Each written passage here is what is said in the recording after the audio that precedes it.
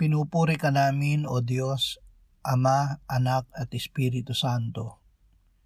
Salamat, Ama, na ibinigay mo sa amin si Jesus na iyong anak na namatay para sa aming kasalanan, iyong muling binuhay, iniakyat at iniluklok sa iyong kanan sa langit.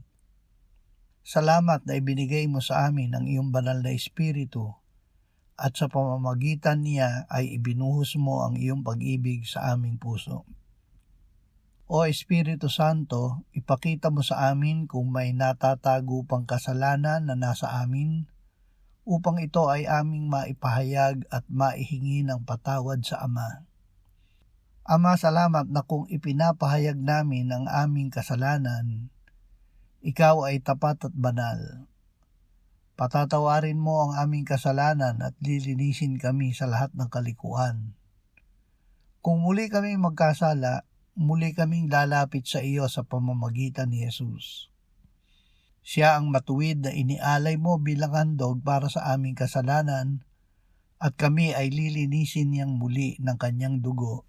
Amen.